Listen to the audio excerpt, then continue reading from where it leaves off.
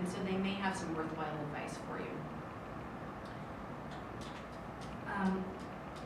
Just stay positive, smile, make eye contact when you're talking to somebody. Don't kind of scan the room with your eyes while you're talking to someone. Really focus on the person that you're with until the conversation is over. Really be engaged in what they're saying to you.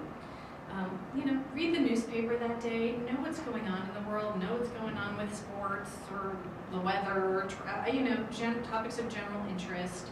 You want to be careful about things that can be really provocative, political things, depending on now, again, you need to know your crowd.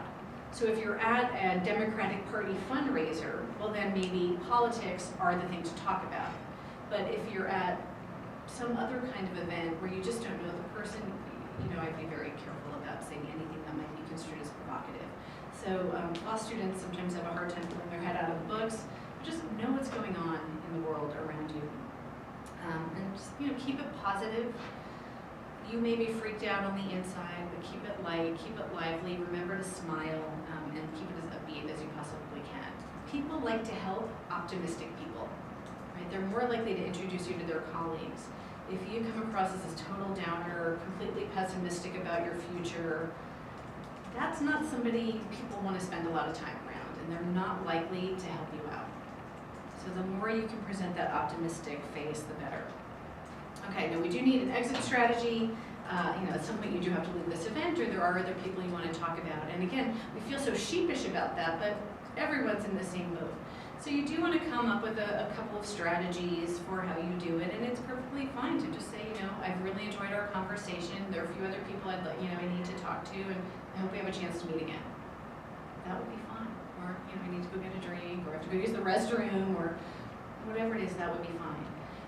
If you actually enjoyed that conversation and would like to speak to them more, you might ask them for a business card and say, I really enjoyed chatting with you today. I have a few more questions. Could I follow up with an informational interview where we could talk a little bit more?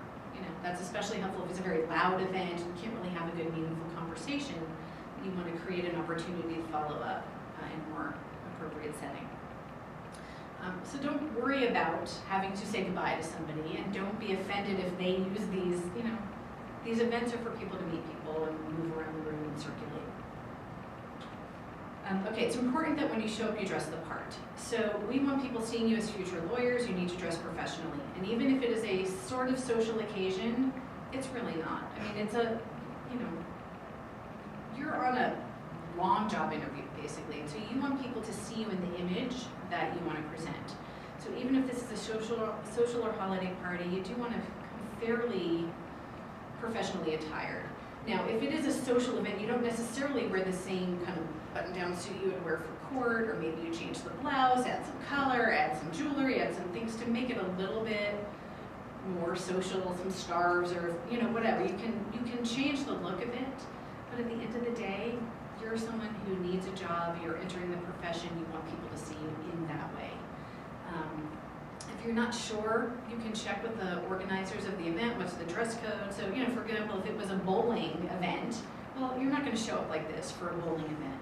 But I also wouldn't recommend wearing your rattiest jeans and old, sweatshirt. Like, you want to do kind of a, nice jeans and kind of a nice business casual sort of look, so that you still have that professional look about you.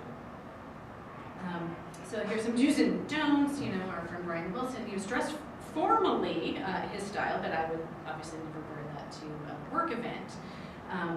So, for women, do not wear short dresses, do not wear low-cut things. I probably want to do sleeveless. If you're doing sleeveless, I would have a jacket or a cardigan over it. These are professional events. There could be judges in the room. There, future bosses in the room, and so you really want to be probably a little bit more conservative than you might otherwise be inclined to be. Just because you look good doesn't mean you're right for this situation. And so, that sort of thing. If you're not sure, come in and check with us. Okay, so I talked earlier about collecting business cards.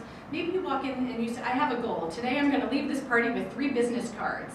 And maybe just having that specific goal will force you to interact with strangers. That's fine if you have those arbitrary little tricks to help you talk to strangers. But it's perfectly appropriate to ask them for their card. When they give you their card, look at it, and pay attention to what's on it. Ask them if it would be okay to follow up. After the event or after you're done chatting with them, maybe take the business card and on the back, right, met them at Barrister's event on December 15th, talk to them about employment law. Because maybe you're going to sit on that for a while. And then you pull it out. And so maybe you email them later, say, hey, I met you at this event. I would love to follow up and chat with you. I do recommend following up with those folks within 2 days so that you're fresh in their mind. And even if you're not able to act right now because it's finals, just get that little connection right now. So it might be, really enjoyed chatting with you. Thanks for all the interest you showed. I'm getting ready for finals, but I hope to follow up with you in early January to set up an informational interview. Because if you waited until January for that first contact, they might not remember you. So now you're kind of buying some time for a subsequent follow-up. So, I don't have much time to practice, but I do recommend practicing. Maybe pair up with a friend, practice your little opening lines, practice talking to each other. When you go to events, look for those familiar people and just kind of get out there and do it. And the more you do it, the easier it gets and the more comfortable you are talking about yourself. Probably more importantly, you should be listening to other people and what they have to say.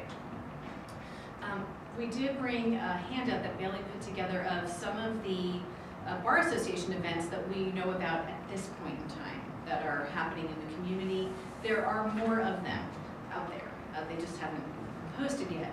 So on the LCS blog, on the right-hand column, we've added a feature that whenever we hear about networking events, we'll post them there. So that's a good resource.